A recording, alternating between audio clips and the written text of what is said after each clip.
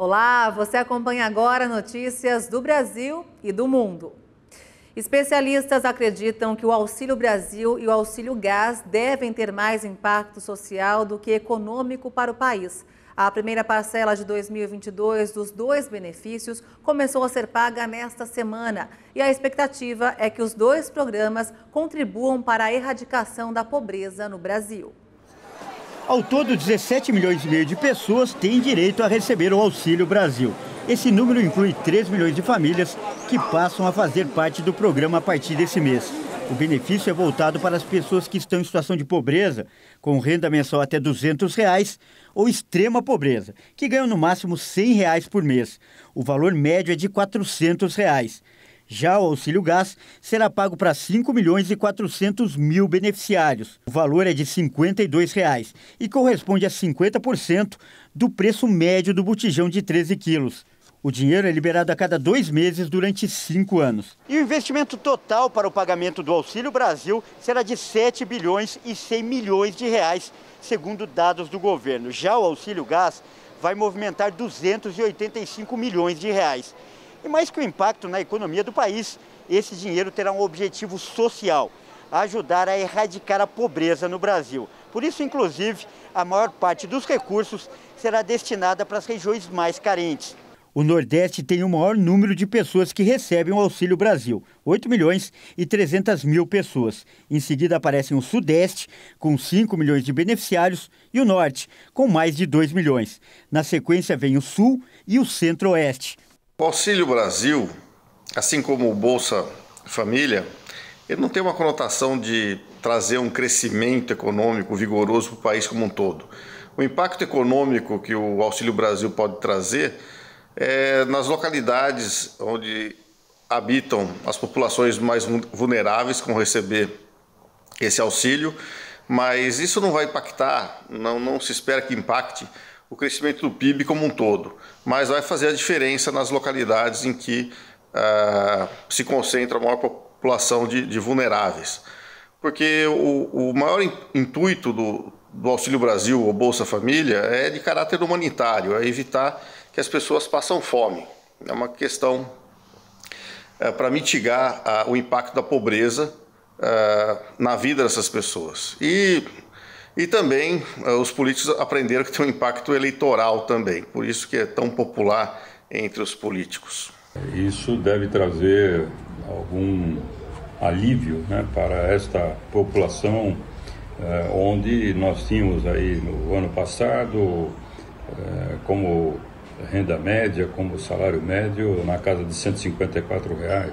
Isso sequer dá para pôr um prato de comida à mesa. Né? Como falamos aí de impactos, muito mais um impacto do ponto de vista social do que propriamente um impacto de natureza econômica que possa movimentar a economia, que possa efetivamente gerar, né, um crescimento da economia. A expectativa é que o Auxílio Brasil tenha um efeito parecido com o do auxílio emergencial, que foi criado pelo governo federal durante a pandemia. Segundo um estudo do IBGE divulgado no mês passado, o programa evitou o aumento da pobreza no país. Os dados são referentes a 2020 e, de acordo com o levantamento, 24,1% das pessoas foram consideradas pobres. Se não fosse o auxílio, esse índice chegaria a 32,1%. Para esse especialista, o ideal é que os programas sociais criem condições para as pessoas se desenvolverem e não dependerem mais do governo. Sem dúvida nenhuma, o melhor ponto para que você possa dar auxílio à população é fazer como fez a Alemanha pós Primeira e Segunda Guerra. É como fez o Chile, está fazendo atualmente, é você dar subsídios necessários para que as pessoas cresçam, mas que elas procurem realmente uma ocupação ou algo que realmente possa dar uma subsistência sem depender do Estado. O Estado, ele tem que ser o quê? A mola ou a propulsão para a sociedade, com investimentos em saúde, em educação e em segurança. Mas tem que reduzir a quantidade de impostos para que as empresas possam contratar mais, mas consequentemente você dar algum auxílio às pessoas que realmente necessitam, mas vincular de alguma maneira essas famílias à educação, a uma atividade dentro da prefeitura, alguma situação em que a pessoa receba, desde que ela dê uma contraprestação. É a melhor forma de você oferecer qualquer tipo de auxílio a qualquer cidadão. Fica a dica. O mercado de trabalho global levará mais tempo para se recuperar do que o esperado. É o que mostrou um relatório divulgado pela Organização Internacional do Trabalho. A agência da ONU estima o equivalente a cerca de 52 milhões de empregos, ao menos em 2022, em relação aos níveis pré-pandemia. Esse número equivale a cerca do dobro da estimativa anterior, de junho de 2021. Segundo o relatório da Organização Internacional do Trabalho, as interrupções devem continuar em 2023, quando ainda haverá cerca de 27 milhões de empregos a menos.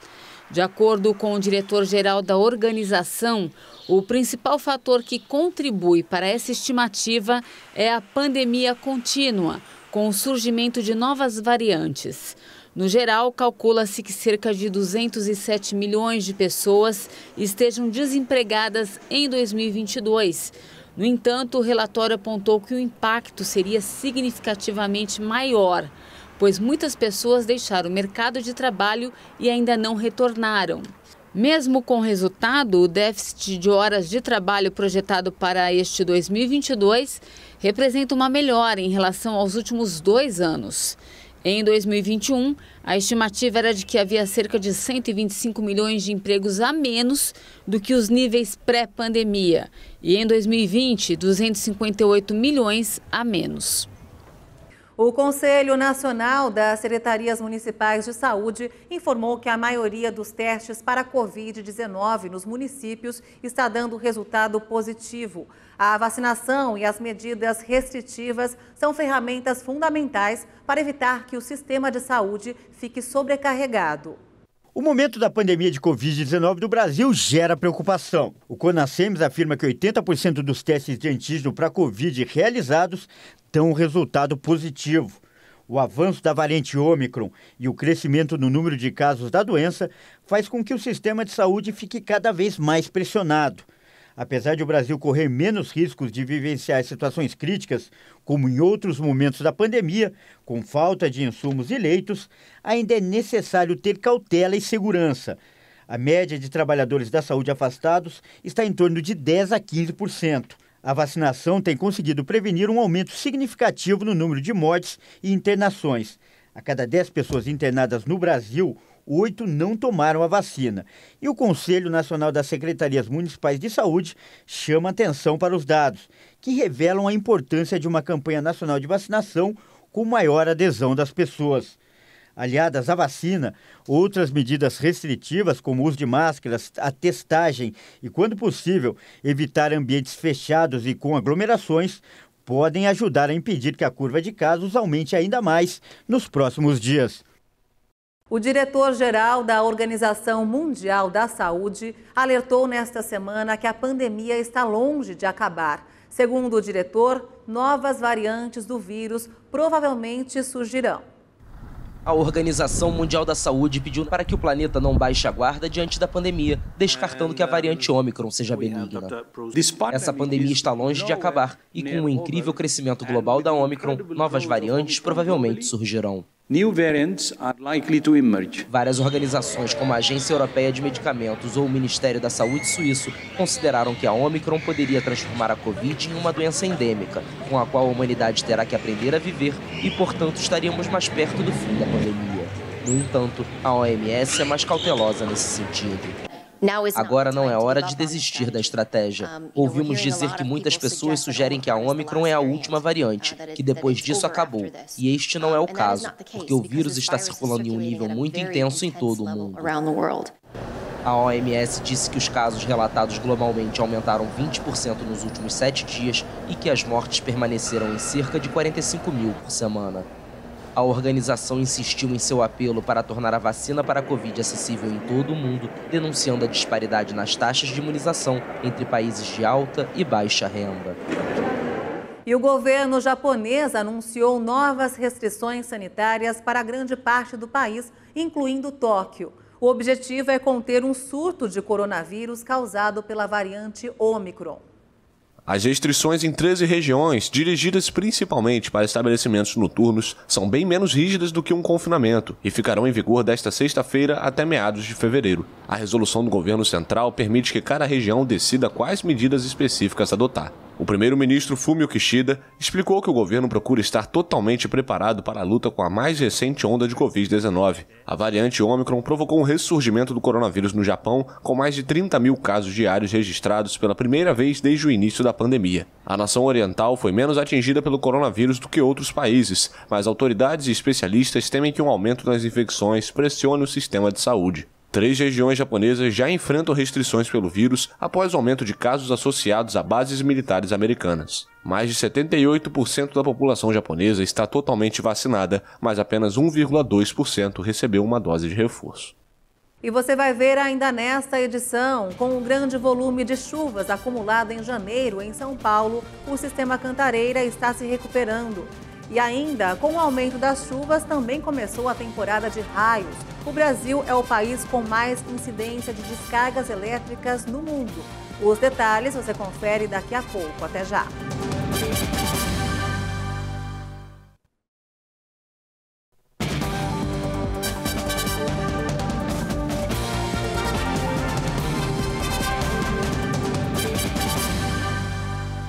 Estamos de volta. Com o grande volume de chuvas acumulado em janeiro em São Paulo, o sistema Cantareira, maior produtor de águas na região metropolitana, está se recuperando. Depois de fechar 2021 com apenas 24,9% de sua capacidade, os recentes temporais elevaram o espelho d'água do Cantareira para 30% de armazenamento. Desta forma, o reservatório está saindo da fase de restrição para a fase de alerta. A Sabesp informou que neste mês já choveu no sistema o equivalente a 156,2 milímetros. A média histórica para janeiro é de 263,7 milímetros. Em comparação ao mesmo período do ano passado, o manancial tinha 40,1% de armazenamento, índice bem maior do que o atual. Apesar dos temporais em janeiro, houve má distribuição das chuvas, algumas regiões com muita e outras com seca. O ideal para os mananciais é que os temporais sejam constantes para encharcar o solo e assim começar a retenção de água nos reservatórios. Desde a última crise hídrica, a população tem economizado água em média de 10% a 12%. A Sabesp informou que não há risco de desabastecimento neste momento na região metropolitana de São Paulo, mas reforçou a necessidade do uso consciente da água. E com o aumento das chuvas, também começou a temporada de raios. O Brasil é o país com mais incidência de descargas elétricas no mundo. Em 2 anos, caíram 280 milhões de raios no território nacional. Segundo o Instituto Nacional de Pesquisas Espaciais, as mudanças climáticas têm influência direta no aumento de raios. E a previsão é que a média anual continue aumentando até o fim do século. Um levantamento do Grupo de Eletricidade Atmosférica do INPE indicou que a estimativa é que a média nacional passe de 70 milhões para 100 milhões de raios nas próximas décadas. O desmatamento na Amazônia, a subida da temperatura e o fenômeno Laninha combinam com o fato de o Brasil ser a maior área tropical do planeta, com um verão quente e úmido. Tudo isso contribui para a formação de tempestades. As fortes chuvas de verão podem produzir em torno de 30 raios por minuto.